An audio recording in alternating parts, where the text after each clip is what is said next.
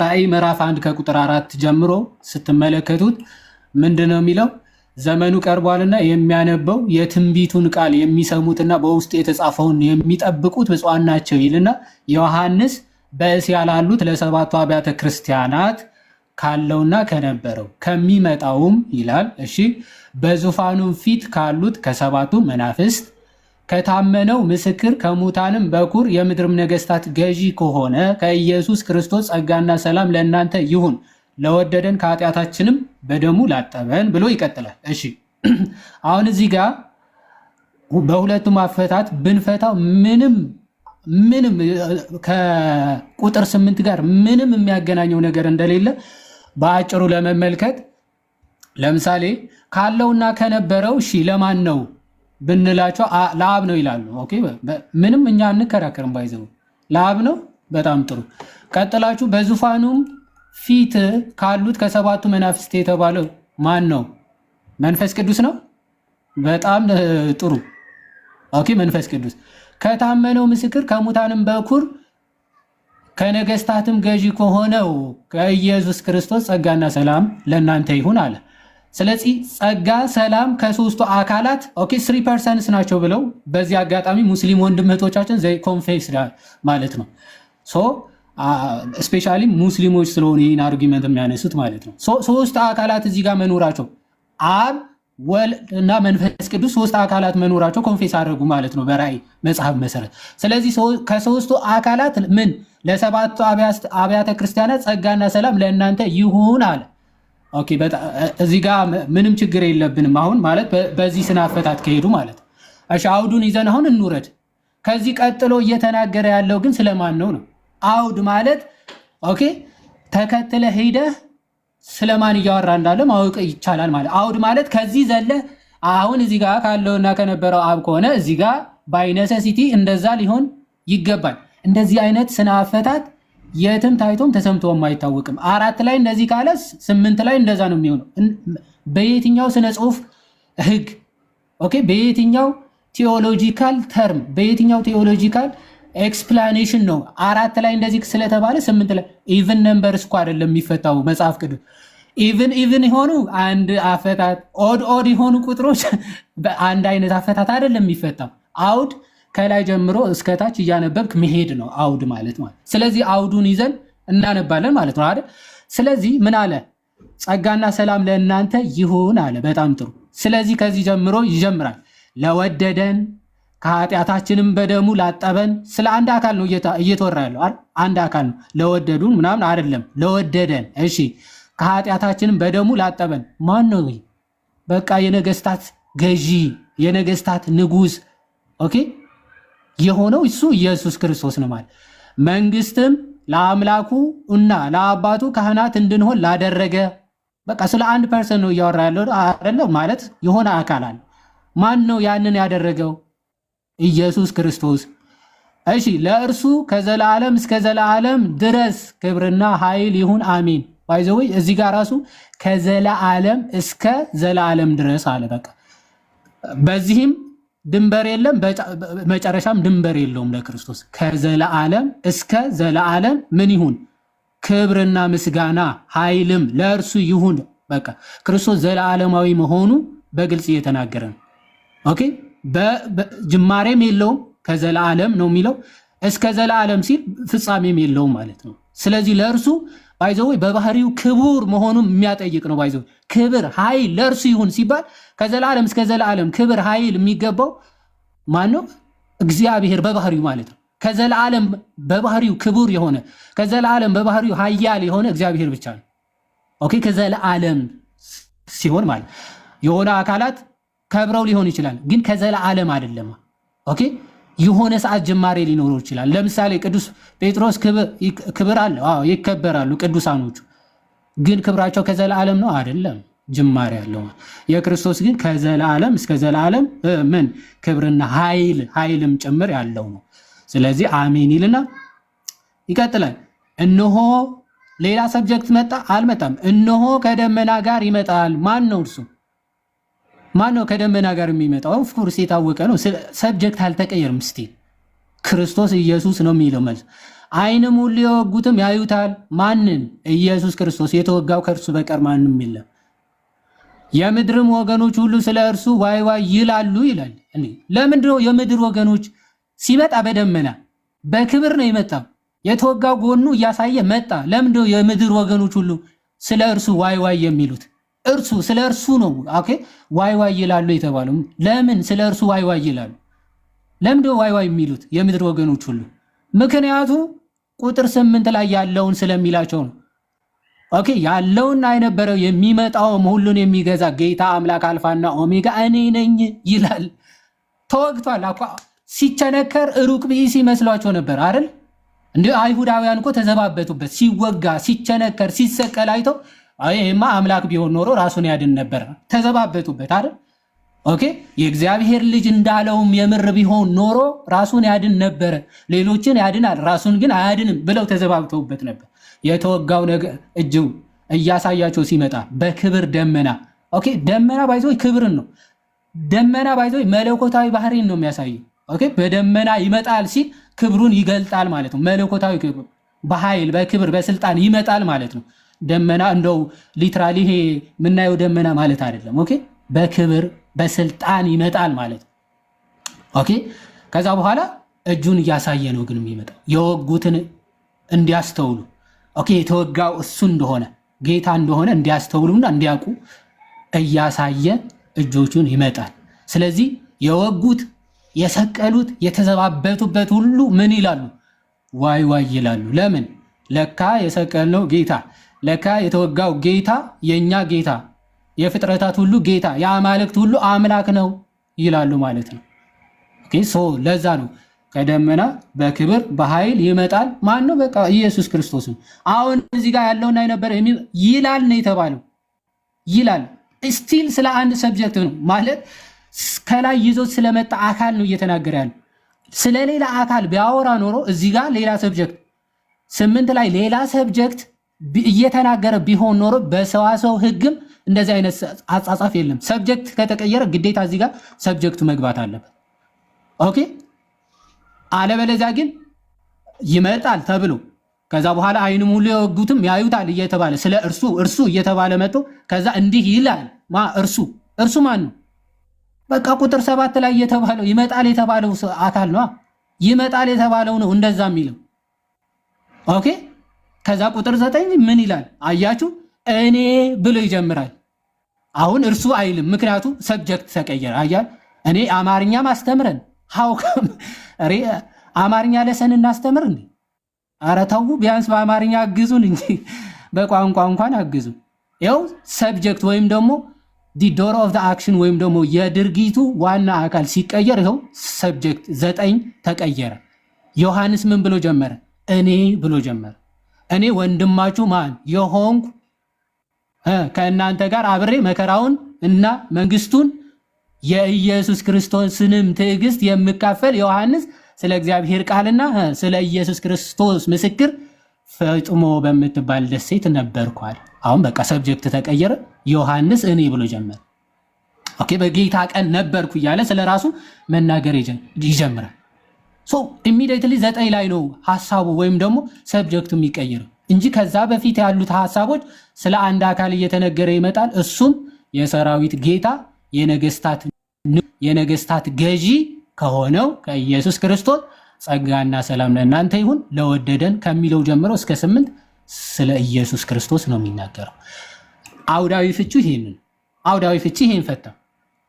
ከዛ በኋላ ደግሞ መጽሐፍ ቅዱስ ባለፈው ምን አሉ? መጽሐፍ ቅዱስ እኔም የመፍታት ስልጣን አለኝ እንዴ?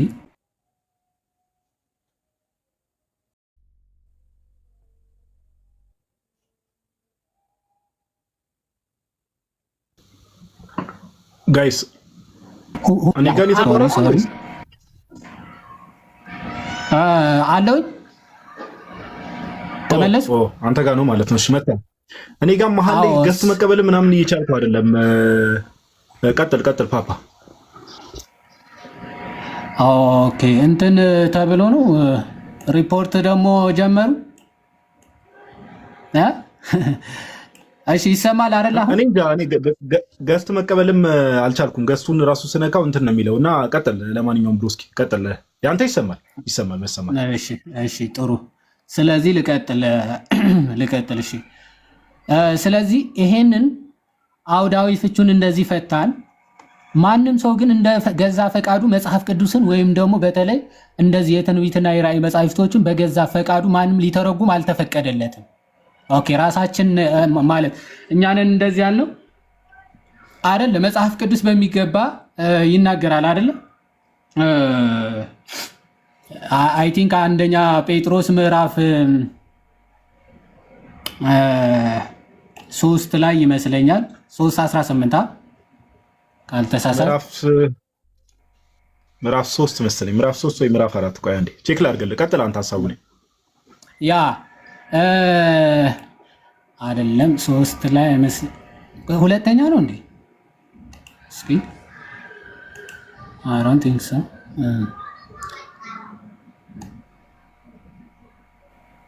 ዋው እሺ ሁለተኛ ጴጥሮስ ምዕራፍ 3 ከቁጥር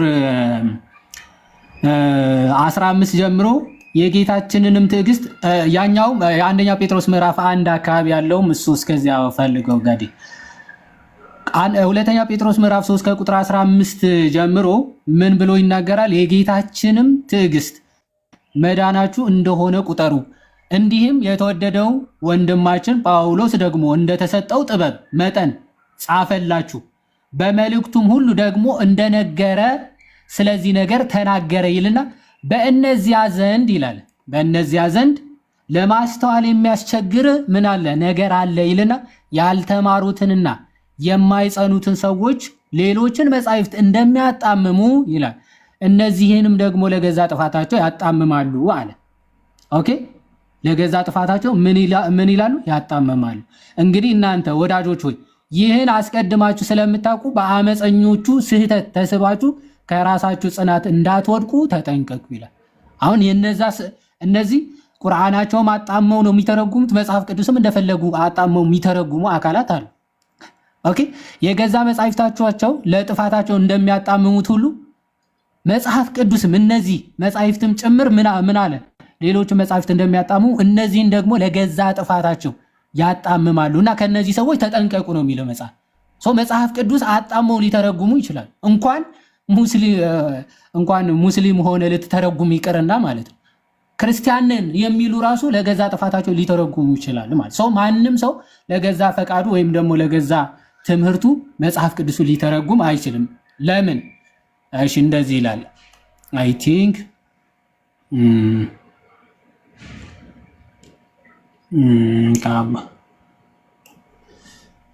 እሺ አንዴ እሺ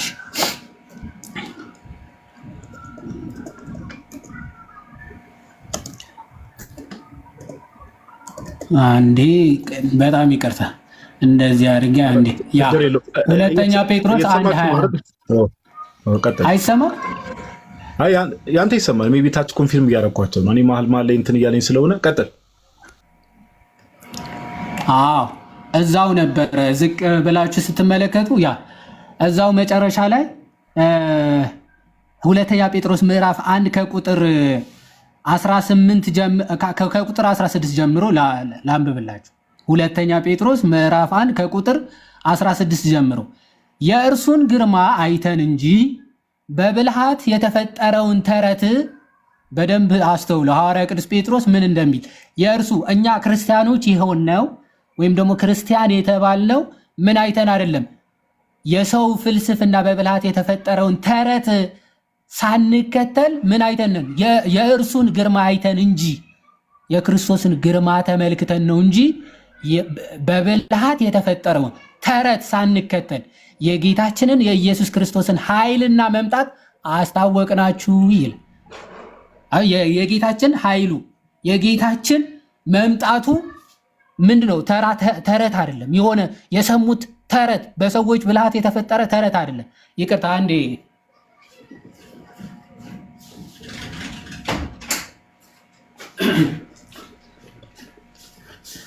ድምፅ ከውጭ እየገባ ልዝጋው ብዬ። ስለዚህ ምን አለ? በሰዎች የተፈጠረውን ተረት ይዘን ሳይሆን ምንድነው የክርስቶስ የኢየሱስ ክርስቶስ የግርማ መገለጥ ተመልክተን ነው ይልና የት ነው የክርስቶስን ግርማ መገለጥ የተመለከት ነው የሚለውን ሲናገር 17 ላይ ከገናናው ክብር በእርሱ ደስ የሚለኝ የምወደው ልጄ ይህ ነው የሚል ያ ድምፅ በመጣለት ጊዜ ከእግዚአብሔር አብ ክብርንና ምስጋናን ተቀብሏልና አብ አባቱን ሲያመሰግን አመሰግንሃለሁ ሲል ክርስቶስ ኦኬ በአባትና በልጅና በአባት ያለ መዋደድን የሚያመለክት እንደሆነ ሲያጠይቅ አብ ራሱ ልጁን ምን ብሎታል? ክብርንና ምስጋናን ሰጥቶታል። እሱ ደግሞ ተቀብሏል ከአባቱ ይላል። ስለዚህ እኛም አለ በቅዱሱ ተራራ ከእርሱ ጋር ሳለን ይላል ቅዱስ ጴጥሮስ ከክርስቶስ ጋር ኦፍ ኮርስ ከሶስቱ ደቀ መዛሙርት መካከል አብሮ የተገኘ ደቀ መዝሙር ነው። ስለዚህ ከእርሱ ጋር በቅዱሱ ተራራ ሳለን አለ ይህንን ድምፅ ከሰማይ ሲወርድ ሰማን። በቃ ከአብ ከራሱ ድምፅ ሰምተን እንጂ በሰዎች የተፈጠረ ተረት ተመልክተን የምንከተል አይደለንም ዘንድ ቀጠልና ከእርሱም ይልቅ እጅግ የጸና የትንቢት ቃል አለን። ከዚህ የሚበልጥ ደግሞ የትንቢት ቃል አለን። ምድርም እስኪጠባ ድረስ የንጋትም ኮከብ በልባችሁ እስኪወጣ ድረስ አለ ሰው በጨለማ ስፍራ የሚያበራን መብራት እንደሚጠነቀቅ ይህን ቃል እየጠነቀቃችሁ መልካም ታደርጋላችሁ ካለ በኋላ ይህን በመጀመሪያ እወቁ፣ በመጽሐፍ ያለውን ትንቢት ሁሉ አለ ኦኬ በመጽሐፍ ያለውን ትንቢት ሁሉ ማንም ለገዛ ራሱ ሊተረጉም አልተፈቀደም። ሰው መጽሐፍ አገኘው ብሎ በመጽሐፍት ያሉትን ምን ቃላቶች ወይም ትንቢታቶች ወይም ደግሞ መልእክቶች ለገዛ ራሱ ሊተረጉማቸው በፍጹም አልተፈቀደም። ለምን? ትንቢት ከቶ በሰው ፈቃድ አልመጣምና። ትንቢት በሰው ፈቃድ አይደለም የመጣው። ዳሩ ግን አለ በእግዚአብሔር ተልከው ቅዱሳን ሰዎች በመንፈስ ቅዱስ ተነተው ተናገሩ እንጂ። እዚህ ቅዱሳን ሰዎች ትንቢቱን የተናገሩት በመንፈስ ቅዱስ ተመርተው ቅዱሳን ሰዎች ናቸው የጻፉት።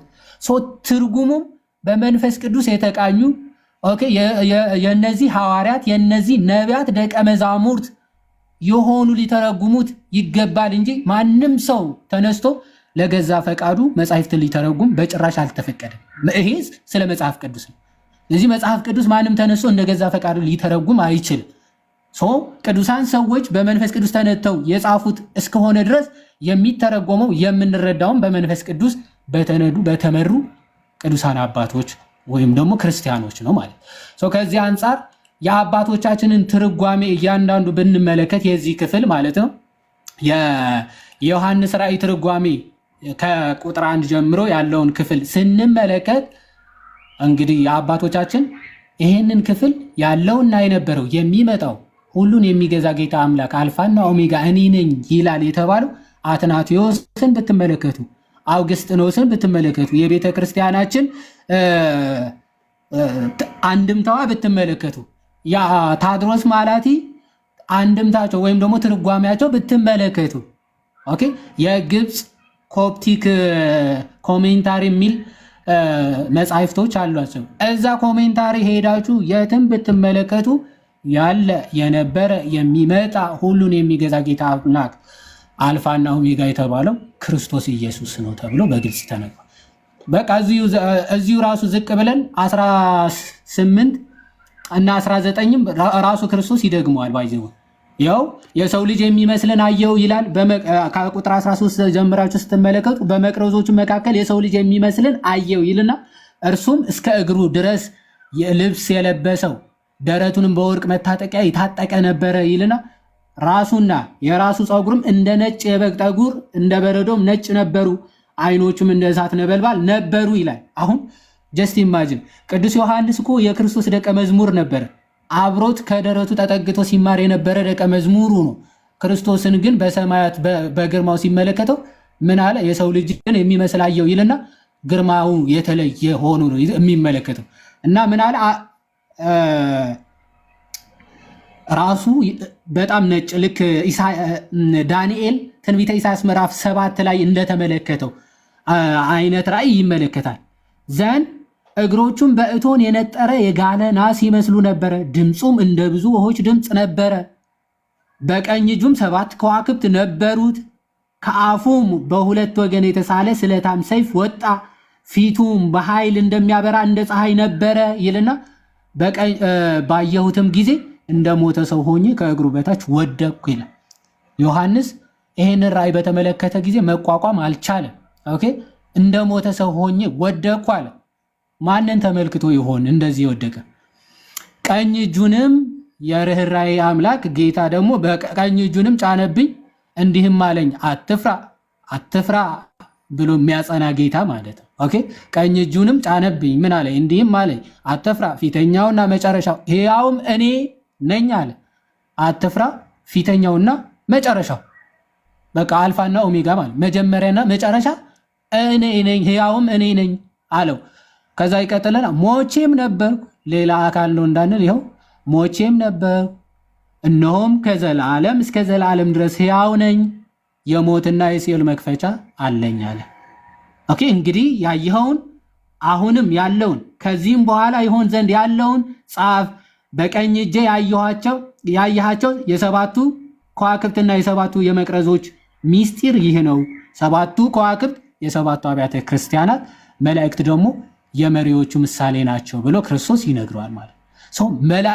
አብያተ ክርስቲያናት በእጁ መካከል የያዘ ጌታ እሱ ኢየሱስ ክርስቶስ ነው። ፊተኛ ኋለኛ ያለ የነበረ የሚመጣ ሁሉን የሚገዛ አምላክ የተባለው ኢየሱስ ክርስቶስ መሆኑ ከዚህ መረዳት እንችላለን። እግዚአብሔር ይስጥልን።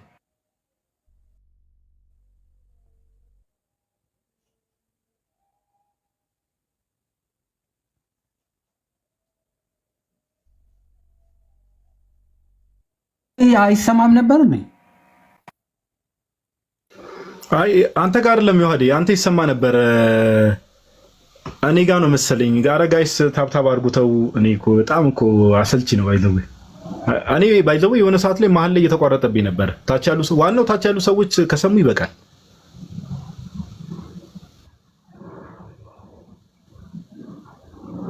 ይሰማ ነበር አልዮ የዮሐዴ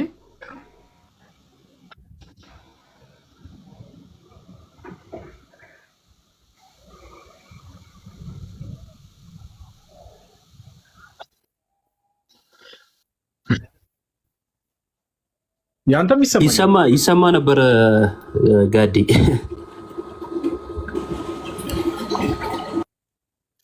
ኦኬ አይ ጥሩ። እስቲ እጃችሁን አሰሩት ጋይስ። በጣም እኮ መቤቴ በጣም ነው ስልችት የሚለው። አንተ አንድ ነገር እንዲያደርጉ ብሎ በተደጋጋሚ በጠይቅ ልመና ነው የሚመስለው። ወላዲት አምላክን ቃልዮት ያሰማል ነው ያዲ ይሰማል የኔ ድምጽ አሁን?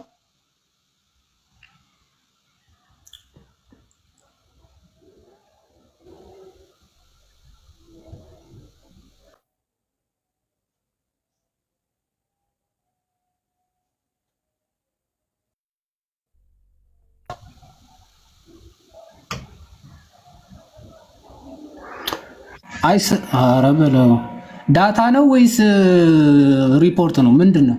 ቀይ ያበራል ላይ? አረንጓዴ ነው፣ ቀይ የለውም ብሮስኪ። እሺ ለማንኛውም ዋናው ታች ያሉ ሰዎች ከሰሙ ችግር የለውም። ይዋድዬ ቃልዮት ያሰማለን ብሮስኪ፣ ቃልዮት ያሰማለን።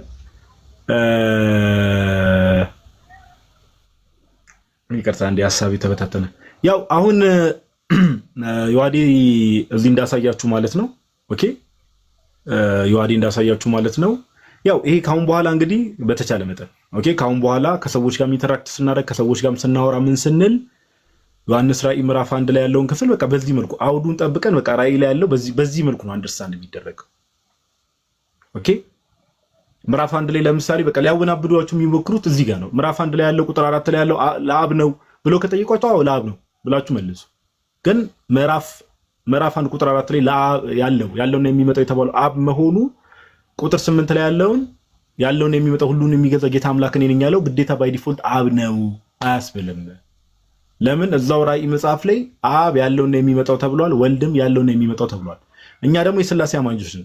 ኦኬ ያለውና የነበረው ሁሉን የሚገዛ ጌታ አምላክ ማለት መጀመሪያና መጨረሻ የሌለው ማለት ፍጡር ያልሆነ ማለት ነው። ኦኬ ስለዚህ በቅድስት ሥላሴ አስተምሮ ደግሞ አብም ወልድም መንፈስ ቅዱስም ፍጡር አይደሉም። ስለዚህ ያለውና የነበረው የሚለው አገላለጽ ለሶስቱም ይሆናል፣ ለሶስቱም አካላት ይሆናል፣ ለአብም ለወልድ ለመንፈስ ቅዱስ። ስለዚህ ቁጥር 4 ላይ ለአብ ነው ብላችሁ ስትመልሱ መለስ አድርጎ አይ በቃ ስለዚህ ባይ ዲፎልት ቁጥር 4 ላይ ለአብ ነው ከተባለ ቁጥር 8 ላይ ያለውም አብ ነው የሚለው እንትን ሴንስ አይሰጥም፣ አያስኬድም፣ ውሃም አያነሳም። በጣም የደከመና ለሚሆን አርጊውመንት ነው። ስለዚህ ከዚህ አንጻር ነገሩን እንረዳዋለን። የዋዴ ቃሊዮት ያሰማልን ብሮስኪ። እስቲ ሜቢ ገስት መቀበያው ላይ ሙስሊሞች ካሉ ኦር ሌላ ቤተ እምነትም ካለ ምናምን ነገር እስቲ ሌትስ ትራይ። ጥያቄ ያላችሁ ሰዎች እዚህ ክፍል ላይ ግልጽ ያልሆነላችሁ ነገር ካለ ወይም ደግሞ ግልጽ ያልሆነለት ሰው ካለ እንትን እንበልና ኢዮባን አንድ ሀሳብ ኢዮባ ካለ አንድ ሀሳብ ሰጠውና ሪፍሌክት እንዲያደርግበት ዲስከስ እያደረግን እንቆያለን። የአሁኑ ክፍል ላይ ግልጽ ያልሆነለት ሰው አለ ታች ካለ ሰው አዲ ትልቁ ላይ ያለው ሰው ወይ ደግሞ ለታብታብ እንዲመች ኦኬ እሺ ሁለቱን እንዴት ነበር የሚደረገው? ኤክስፓንድ ቦዝ የለውም እንዴ?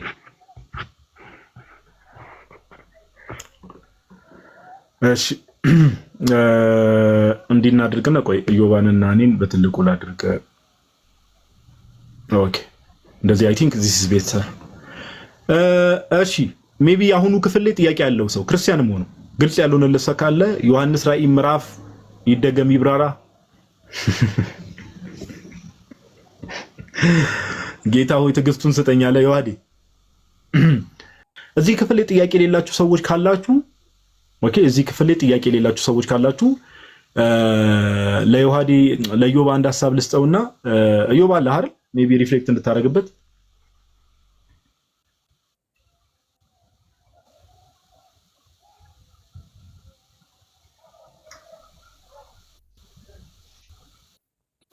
ዮባ መልስ ለመመለስ አረባ አከባክ ተውተው አረባክ አንተ ሰውዬ ይሰማል አይደል ድምጼ? እኔ እኮ ግራ ገባኝ። ወይስ የለም? አይ አንተም አለ ዮባ ነው። ኦኬ እሺ ቀጣይሽ የምናነሳው ሐሳብ ዮባ ከመጣ ኮንፊርም አድርገኝ። አንዴ መጥቻለሁ በለኝ። እዚህ ክፍል ላይ ጥያቄ ያላችሁ ክርስቲያኖች ከሌላችሁ ወደሚቀጥለው ሐሳብ እንሄዳለን። ሌላው ብዙ ጊዜ ማኒፕሌት ለማድረግ የሚሞክሩ ሰዎች ማኒፕሌት ሊያደርጉት የሚሞክሩት ሐሳብ ወይ ደግሞ ከጌታችን ከኢየሱስ ክርስቶስ ጋር በተገናኘ ማኒፕሌት ለማድረግ የሚሞክሩት አንድ ክፍል ምንድነው ከተባለ ዮሐንስ ወንጌል ምዕራፍ 1 ነው። ኦኬ ዮሐንስ ወንጌል ምዕራፍ 1 ከቁጥር 1 ጀምሮ ያለውን ክፍል ነው። አሁንም ያው እኛ እንግዲህ በቃ ላይፍ ሴሽናችንን ክፍት አድርገን ይሄ ክፍልም ያው ዮሐንስ ወንጌል ምዕራፍ 1 ከቁጥር 1 ጀምሮ ምን ብሎ ይነበባል? ቃሉ እንደምታውቁት ነው። በመጀመሪያም ቃል ነበረ፣ በመጀመሪያ ቃል ነበረ፣ ቃልም በእግዚአብሔር ዘንድ ነበረ፣ ቃልም እግዚአብሔር ነበረ። አሁን ይሄንን ክፍል በጣም ብዙ ሰዎች ማኒፕሌት ሊያደርጉት ይሞክራሉ። ቃል የሚለው እዚህ ጋር ጀስት ንግግር ነው የሚሉ ሰዎች አሉ፣ ሐሳብ ነው የሚሉ ሰዎች አሉ። እንግዲህ ባለፈው የዋዴ ሲል ነው እኔም የሆነ ሰው እንደዛ ብሎ ፈቶታል ሲል የሰማሁት ትምህርትም ነው ብሎ የሚፈቱት ሰዎች አሉና እንደዚህ አይነት እምነት ያላችሁ ሰዎች ካላችሁ አሁንም ገስት መላክ ይቻላል። ገስቱ ክፍት ነው። በመጀመሪያ ቃል ነበረ፣ ቃልም በእግዚአብሔር ዘንድ ነበረ፣ ቃልም እግዚአብሔር ነበረ። ይሄ ክፍል ፐርሰን ነው ብለን ነው የምናምነው እኛ። ፐርሰን ኦኬ፣ እኔነት ያለው እዚህ ጋር ቃል የተባለው እኔነት ያለው ወይ ደግሞ እኔ ማለት የሚችል ነው ብለን ነው የምናምነው። ኦኬ፣ እዚህ ክፍል ላይ አንዳንድ ሐሳቦችን ዲስከስ እናደርጋለን። ሜቢ ዮባ የተወሰነ እንደሄድበት አስቤ ነበረ። መታል ዮባ? አዎ መጥቻለሁ ጋዲ። አንተ ሰውዬ እኮ መሀል ላይ ምንድነው ዲሳፒር የምታደርገው? ያራዳልች ወጣ ብዬ ነበረ። ኦኬ በየትኛው ልቀጥል? ዮሐንስ ወንጌል ምዕራፍ 1 ላይ ያለው ሐሳብ አለ አይደል? ያው እንደምታውቀው ይሄንን ክፍል ኦንሊ ጂሰሶችን በለው ምን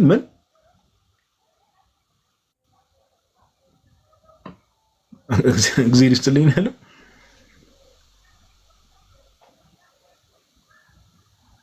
እሱ ኔትወርክ ነው መሰለኝ ታውቃለህ። ተመለስኩኝ። ተመልሰሃል አንተ ሰው ኔትወርክ ነው መሰለኝ። ኔትወርክ ላጣላለም በየትኛው አልከኝ? እኔ ደግሞ እግዚአብሔር ይስጥልኝ ስትለኝ ዮሐንስ ወንጌል ምዕራፍ 1 ላይ ያለ አይደለ?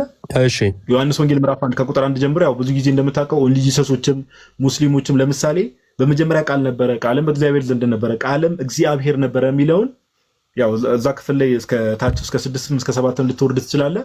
እኔነት የሌለው አለ አይደል? አንዳንዶች ሐሳብ ብለው ይፈቱታል እንደምታውቀው።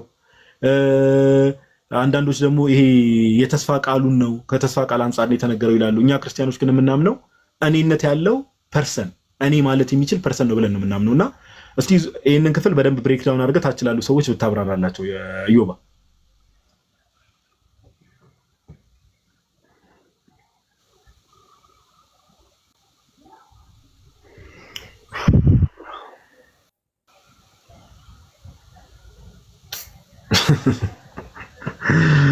ጌታ ኢየሱስ ክርስቶስ ወይ! ኧረ ኔትወርክ አብዷል። ኔትወርኩ እንግዲህ ጋይስ በጣም ይቅርታ አድርጉልን። እንግዲህ ምን ማድረግ ይቻላል? እሺ በቃ እኔ ራሴ ልሂድበት። ካልሆነ እስቲ ቆይ አንድ 30 ሰከንድ እንሞክረውና መጥቷል። እሺ ኔትወርኩ በጣም እያዛጋው ነው። ኢዮባ ነው ደግሞ እኮ ልክ የቱ ላይ ብዬ ልክ ዮሐንስ ወንጌል ምዕራፍ 1 ስትል ላጥ እንጂ አልሰማሁክም አልኩ።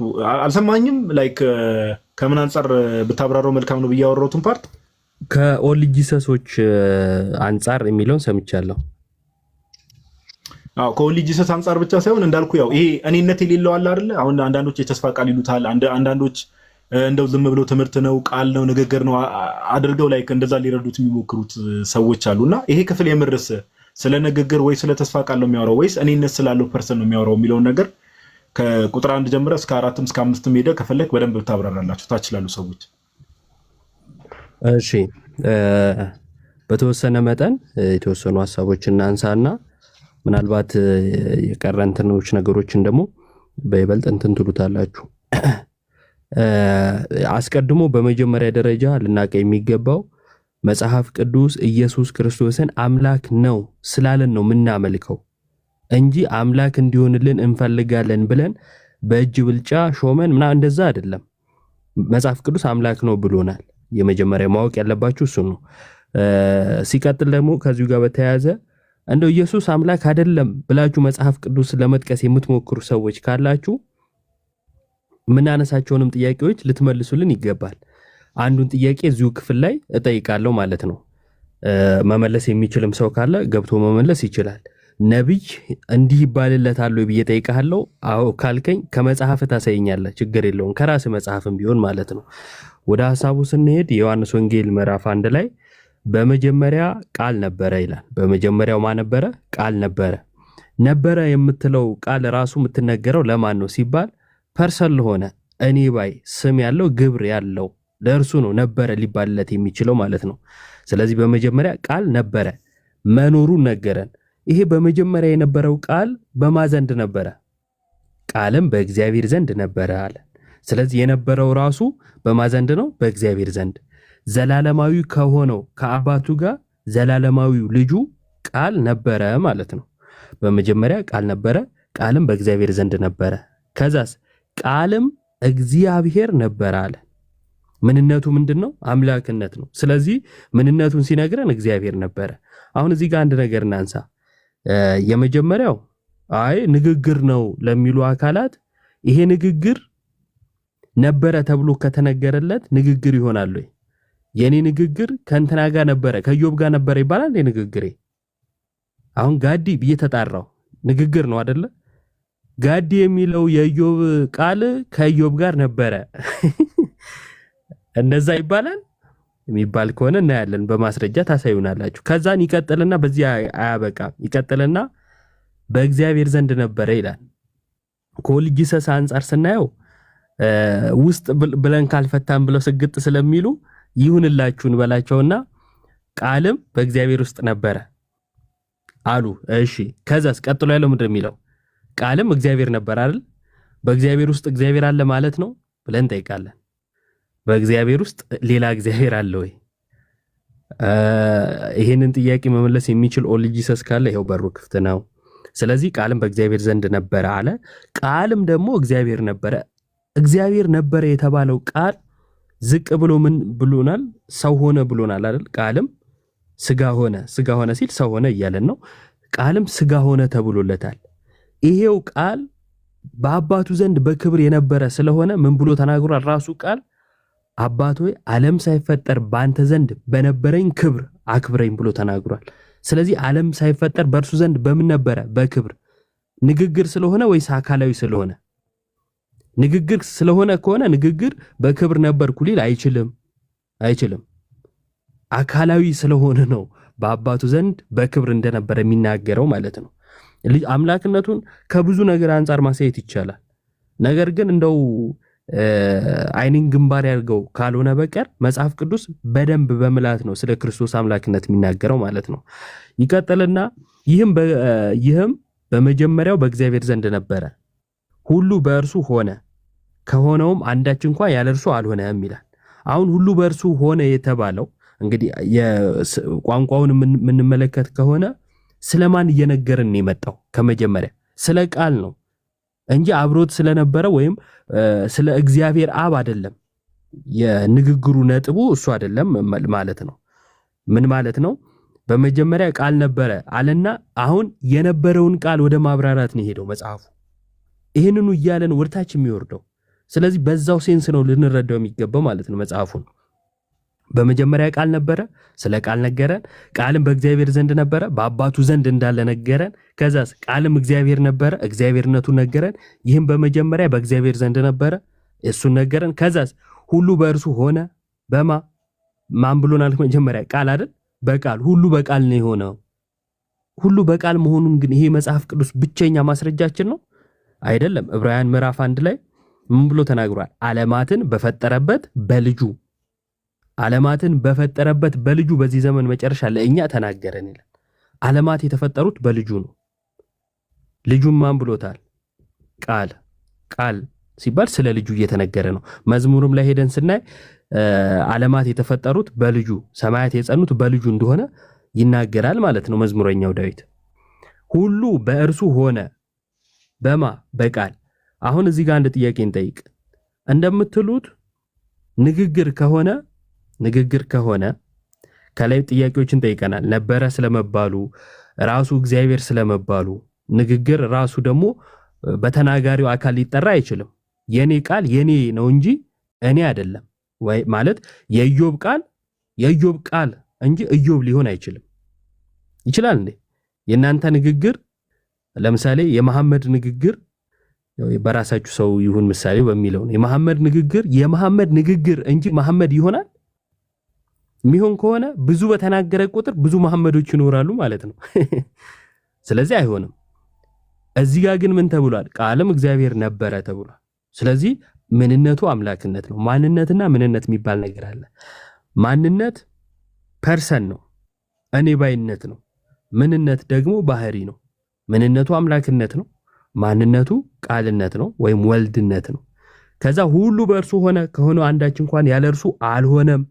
በእርሱ ሕይወት ነበረች፣ ሕይወትም የሰው ብርሃን ነበረች። ሕይወት የሆነው ራሱ በእርሱ ነው። ሕይወት የነበረው ራሱ በእርሱ ነው። ምክንያቱስ ዓለማትን ካለመኖር ወደ መኖር ያመጣው እርሱ ስለሆነ ብሎ አምላክነቱን ይናገራል። ከዚሁ ጋር በተያያዘ አንድ ጥቅስ ብቻ ልጥቀስና አበቃለሁ። ይህንኑ ክፍል የሚያብራራልን ማለት ነው። ራሱ ዮሐንስ በመልእክቱ ላይ ደግሞ እንዲህ ብሎናል። ስለ ሕይወት ቃል አለ። ወንጌሉን የጻፈው ዮሐንስ ነው። ስለ ሕይወት ቃል ከመጀመሪያ የነበረውና የሰማነውን በዓይኖቻችንም ያየነውን የተመለከትነውንም እጆቻችን የዳሰሱትንም እናወራለን። ሕይወትም ተገለጠ፣ አይተንማል፣ እንመሰክራለን።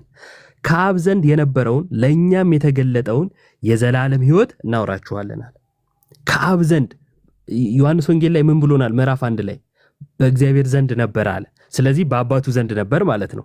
በአብ ዘንድ የነበረውን የተገለጠውን ምን ብለነዋል? ዳሰነዋል፣ አይተነዋል አሉ። እንዴት አዩት? ስጋ ለብሶ። እዛው ዮሐንስ ወንጌል ላይ ቁጥር 14 ላይ ቃልም ስጋ ሆነ ጸጋና እውነትን ተሞልቶ በእኛ አደረ ይላል አይደለ?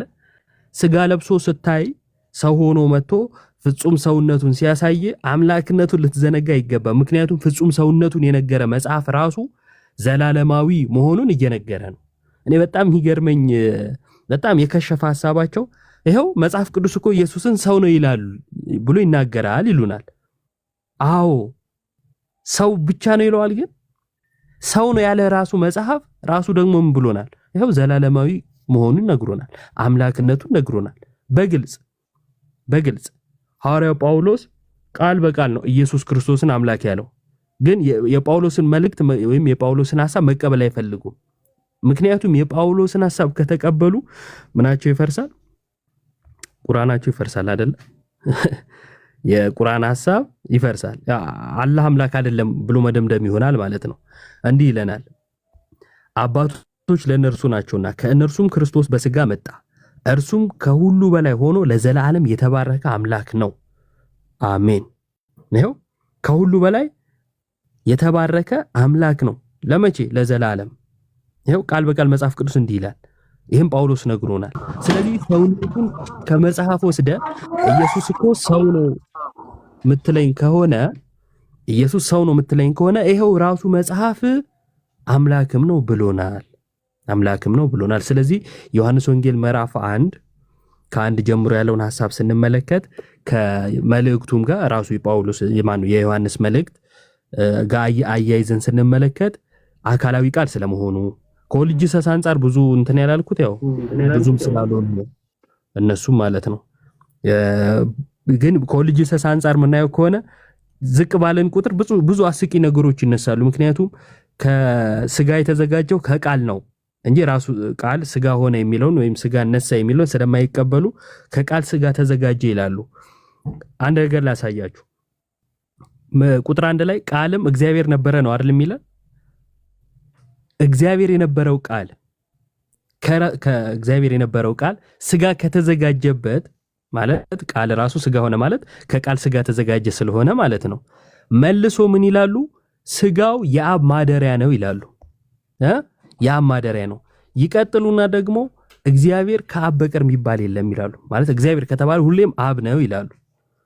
ስለዚህ ዮሐንስ ወንጌል ምዕራፍ 1 ላይ እግዚአብሔር የተባለው ቃልም እግዚአብሔር ነበር ስለተባለ ቃል እግዚአብሔር ተብሏልና አብ ነው ወይ ብለን ጠይቃለን። አይደለም ካሉ በአብ ዘንድ ሌላ እግዚአብሔር ነበረ እያሉ ነው። ስለዚህ አዎ ይላሉ፣ አይነጠልም ይሉናል። እሺ እሱን እንቀበልና ስጋ ተዘጋጅቶበታል አይደል? አዎ ከቃል ማለት ነው። እንዴት የአብ ማደሪያ ሆነ? ምክንያቱም ራሱ አብ ነው። ስጋ ተዘጋጀበት ከመባሉ አስቀድሞ አብ ነው። እግዚአብሔር የተባለ ሁሉ አብ ነው። ታስታውሳለህ ጋር የሆነ ጊዜ ስንወያይ 2 የሆነ ጊዜ ማን ነው ቢኒያም ጋር ዲቤት አድርገን የዘፍጥረትን ጠይቀን ነበር። እግዚአብሔር ከእግዚአብሔር ዘንድ እሳትና ዲንን አዘነበ ይላል። አንዱ እግዚአብሔር ማን ነው ሲባል መልአክ ነው አሉ። ምክንያቱም መውጫ ቀዳዳ የለውም። ይሄ ስላሴን የመካድ አባዜ ከነዚህ ጥያቄዎች ሊያልፍ አይችልም። ስለዚህ ሽምጠጣ ነው የሚሆነው ማለት ነው። ስለዚህ ከስጋው ማነው ከቃሉ ስጋን አዘጋጀ ራሱ ደግሞ አብ አደረበት የሚለው እሱን ያመጣል። ፕላስ ደግሞ ውስጥ ነው ብለው የሚተረጉሙ ዘንድ የሚለውን ማለት ነው። ዘንድ የሚለው ግሪኩም ላይ ሲታይ እንግሊዘኛውም ላይ ሲታይ አማርኛውም ዘንድ ነው። ጋ ተብሎ ሊተረጎም ይችላል እንጂ ውስጥ ተብሎ የሚተረጎሙበት ምክንያት የለም። ውስጥም ካሉ ግን ጥያቄውን ስናቀርብ በእግዚአብሔር ዘንድ እግዚአብሔር ነበር የሚለውን በእግዚአብሔር ውስጥ እግዚአብሔር ነበር ያስብልባቸውና ሌላ ያሰት ትምህርት ያደርገዋል። አካላዊ አይደለም ለሚሉ ደግሞ ነበረ ስለመባሉ ራሱ እግዚአብሔር ስለመባሉ ሁሉ በእርሱ ሆነ ስለመባሉ ከሆነውም አንዳች እንኳን ያለ እርሱ አልሆነም ስለመባሉ የዮሐንስ መልእክትም ላይ ስንመለከተው ይህንኑ ሐሳብ የሚያብራራው አካላዊ ስለመሆኑና ዘላለማዊ ስለመሆኑ አምላክ ስለመሆኑ እንደሆነ አስተዋይ ሰው ልብ ሊለው ይገባል ማለት ነው። እግዚአብሔር ይስጥልኝ። እናመሰግናለን ዮባዬ፣ እግዚአብሔር ያክብርልን። ብሮስኪ በደንብ ጥሩ ማብራሪያ ነው። ዮሐንስ ወንጌል ምዕራፍ 1ን እንደው አንዳንድ ሰዎች በሌላ መልኩ አጣመው ዞር አድርገው ግን ክፍሉን ሁሌም ዮሐንስ ወንጌል ስታነቡ ጋይስ ኦኬ፣ ዮሐንስ ወንጌል ምዕራፍ 1ን አሁን ዮባ እንዳላችሁ ዮሐንስ ወንጌል ምዕራፍ 1 ስታነቡ ከቁጥር 1 ጀምራችሁ ይቅርታ እንዴ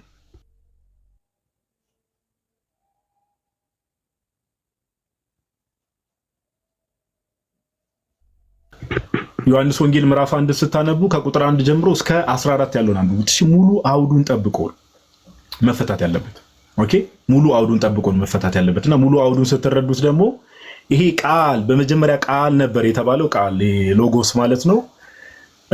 እኔነት ያለው ፐርሰን እንደሆነ ለምን ያ ቃል የተባለው ሁሉ በእርሱ ሆነ እንደዚህ የሚሉ ነገሮች በሙሉ ለምን መጽሐፍ ቅዱሳችን